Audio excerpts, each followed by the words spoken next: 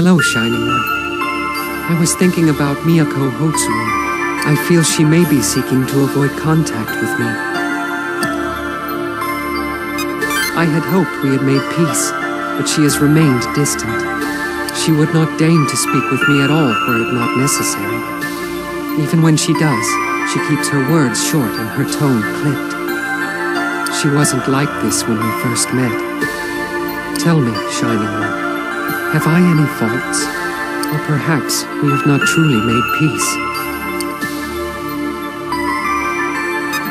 Allow me to ponder this. There may be some lingering discontent from the day we parted ways. I knew it. When Miyako Hotsui shared with me her plans to sacrifice herself, and all 13 of you, I was appalled. I told her something she was not glad to hear. I told her I did not approve, as her plans would wipe out the potentials of the Shining One and his friends. I always wanted to protect Miyako Hotsui's potential as well. I've desired her safety since that day, and I still do, even now. No, I kept silent. It likely would have fallen on deaf ears. She has no qualms about sacrificing her own life. Nothing that I told her would have changed the situation.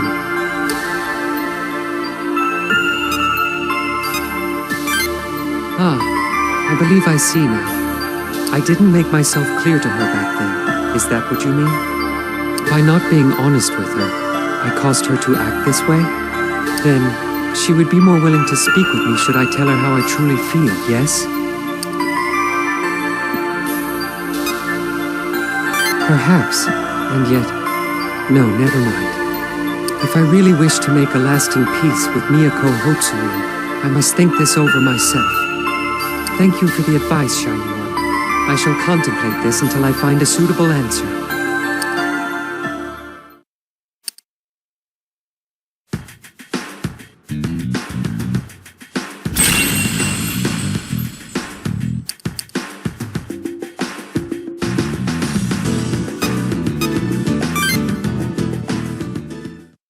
His words finally helped me to realize the truth. I should have been concise and honest with you from the start. You deserve a reason for why I did not approve of your plan. It was not merely to protect the potentials of the Shining One and the 13 others. I didn't want to see your potential wiped out. I just wanted you to live. Why are you bringing this up now? Even if you'd said that, I likely still would have gone ahead with my plans. You may be right, but things might have changed. I told you about their potential, but I neglected to tell you of your own. I assumed you wouldn't change, and in doing so, I fled from my own potential. Either way, there's nothing to be done about it now. No matter how you try to make amends, we still parted ways. Apologies cannot change the past. This is true. I am too late. Then why? Because we can choose our future, you and I, right now. That's why I am here. I'd like you to accept me one more time, for the sake of a brighter future. Miyako Hotsui, I need your light. You say some pretty human things. It takes one to know one. You think you're being cute, but you're not. Maybe I should tie you up again. I am surprised. I never imagined I'd hear jesting from you, Miyako Hotsui. I believe this new Miyako Hotsui is cute as well. Say what you like. I don't care. Shining One, have my words reached her this time? I see. Yes, I believe you're right. Thank you, Shining One. You have taught me something once again. This feeling of learning is quite amazing. If I can continue to learn and grow, perhaps being anguished is not as bad as it seemed. Humans truly are a wonderful species. The 14 lights that have gathered here will surely defeat Canopus and illuminate as yet unknown potential.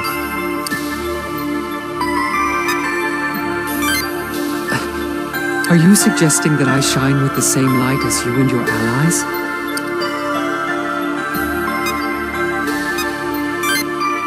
Thank you, Shining One. I'm very glad that you are my friend.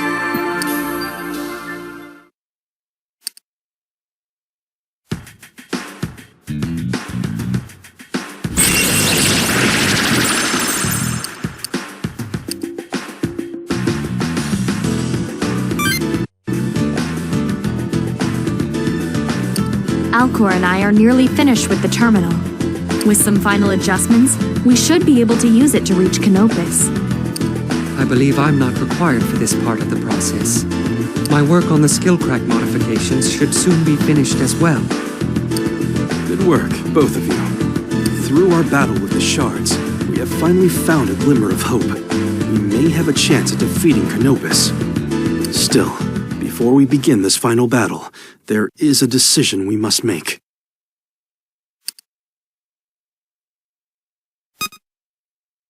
Do you prefer to be first? Rather, I have no intention of questioning your priorities, but now is not the time for that. We must decide what we will do with the world after Canopus is defeated. That is true. Defeating Canopus is a necessity to stop the world's collapse. However, the more important question is how we shall deal with future administrator invasions. It is a decision that must be made now.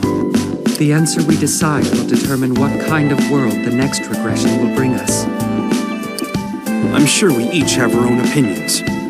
However, we need to agree on a single course of action. Any disagreement will affect morale. Yamato's got a point there. Hey, does this situation remind you guys of anything? Like last time, with Polaris? We all gathered like this and spoke pretty freely about what we wanted. Then again, last time we all ended up at each other's throats because we couldn't agree. I haven't forgotten. But this time, we can stand together. We can overcome this crisis. I gotta agree with you there. It makes me damn proud. Agreed. So let us speak freely now. What will we do with the world when Canopus lies defeated? If anyone has an idea on how to deal with the invading administrators, speak now. We have to do something about them before they annihilate humanity. But what can we do? Well, I've got an idea how we can handle them. It's simple. We destroy every administrator. We eradicate every sword that comes for us. Mr. Kuriki, are you mad? There are countless administrators and swords, as numerous as the stars themselves. It would be a fool's errand to try and slay them all. I think our odds are pretty good, actually. Once we defeat Canopus, we'll have access to the astrolabe once again. We hold the administrative authority, and Saiduq can manipulate the astrolabe. The damage caused by each invasion could be easily undone by regressing the world to a previous state. As long as humanity controls the astrolabe, we stand a solid chance of defeating the administrators. It'll be tough, yes, but eventually, there'll be no more to invade us. But Mr. Kuriki, if all of you or Alcor are slain, that would be the end of the species. The astrolabe requires all the administrative authority and Alcor to function. I could not manipulate the astrolabe. Much of my existence is human after all. Well, if that's the case, we just have to make sure we keep ourselves and Saiduq safe. I'm totally down for this. It's pretty freaking simple. All we gotta do is kill the damn monsters that try to kill us, right? Besides, it really pisses me off that these dumbass administrators get to decide what happens in our world. This world belongs to humans. We make our own decisions. That's my point. This is our world. We don't need administrators. And as long as we reject their rule, we control the astrolabe. After they're gone, we can still use the astrolabe to improve the world, end all suffering and poverty. It'll even be possible for us to restore the environment to its original state. We can improve our science, advance our medicine, heal those that suffer from incurable illnesses. The power of the astrolabe shouldn't be used to lord over humankind. It should be used to help them prosper. It'll be a long and arduous battle, but imagine what humanity could gain from victory. True, controlling the astrolabe would be a great boon to mankind. See? Sako agrees. What about the rest of you? Thank you for understanding. So, any other ideas? To fight a nigh-endless onslaught of administrators and swords. I suppose that is one possibility, Shining One. Me? Well, there is the plan of which you and I spoke. We have the option of appointing a human as administrator, allowing them to ascend to the heavenly throne. A human administrator?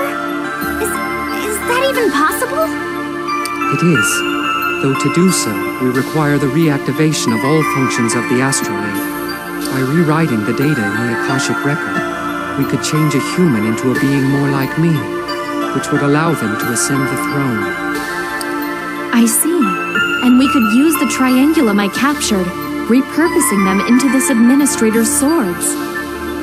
We could do all that with the power of the astrolabe. It is like my plan, but will not require the multitude of sacrifices. Correct. Moreover, should a human take the throne, there is no worry that they would wish to harm mankind. He or she would, in essence, be caretaker of the world. A human governing the human world. So that is the future you seek. Correct. But I should stress that the human who takes on this role will shoulder a heavy burden. They will have the power to reshape the world and the responsibility to guide it. If they wanted, they could alter the world however they please. But should the world take a turn for the worse, all responsibility would rest upon them. A heavy burden indeed. Although if one of sound morals were to take up the throne, the world could turn out beautiful. True. Alas, there is one flaw to keep in mind. The human that sits upon the heavenly throne would remain forever in the Akasha stratum. They would never be able to speak to their friends, to share the same time as them. They would know the world only from a distance. No. That sounds really lonely. That would be almost like death. Although, the idea itself isn't a bad one. If a human becomes an administrator, we could restore the damage done to the world, and the other administrators wouldn't invade. Yeah, but who would take up the throne then at such a terrible price? All right, so that's another option before us. Are there any others? Anyone? If not, then I suggest we choose between these before the coming battle. Brother, wait. I'm sure everyone needs time to think before we commit to a solution. Why don't we allow them all a moment to ponder this rather than forcing them to decide right now? You have a point. Shining One, which path would you choose? I believe that no one would dispute your appraisal of the situation. He's right. I mean, you aren't our fearless leader for nothing. As long as you're with us, I think we could survive any world. It seems as though your opinion will be the deciding factor for all of us. We don't have long before the Void takes this world. We'll have to decide before then. As for the rest of you, make your final preparations. Battle awaits.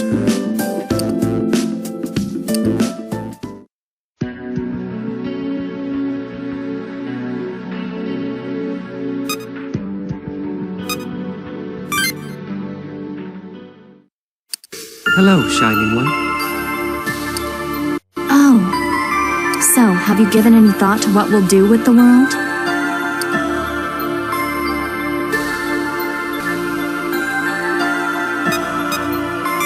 Of course, gladly. But let me remind you, it is just one of a number of possibilities.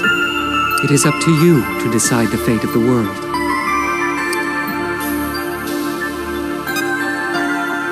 As long as you understand, the fate of this, the human world, should be decided by humans after all.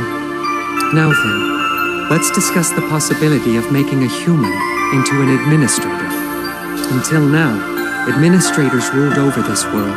They had the final say in its future and the future of its people. If a human were to ascend the heavenly throne, they would be the one to rule this world. It would be a human world, governed by a human administrator. This is the path I have put forth for this world. It is far less risky than fighting every sword and administrator in the heavens. Such a battle would be nigh eternal, and the odds would be stacked against us. Shining One, yet remember, any human who ascends the throne would be burdened with a great responsibility. He or she would be faced with the fate of all the world, after all. True, but if that person were able to rule well as administrator, they could actually make a positive impact. They could guide humanity to a brighter future. The most terrifying prospect is in the execution.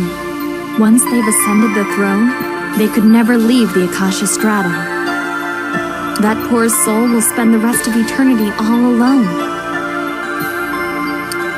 This is certainly a consideration. If a human were to sit upon the heavenly throne, then this world would truly belong to humanity. How the world would progress from there depends entirely on your species' potential. And I wish to see where that potential leads. So, which path will you take? I see. So you are in favor of my suggestion. I am somewhat surprised that you came to this decision. If that is your choice, I am sure the others will not object. Well then, there is one more decision of utmost import that must be made. Who will become the administrator? You will become the administrator. Shining One, are you certain?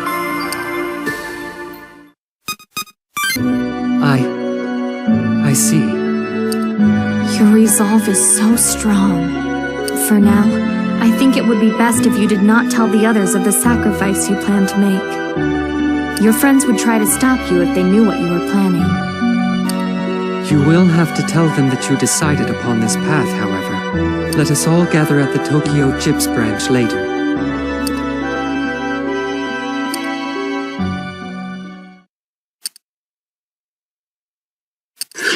Yoo-hoo! So it looks like you've decided to sacrifice yourself to save the world, huh?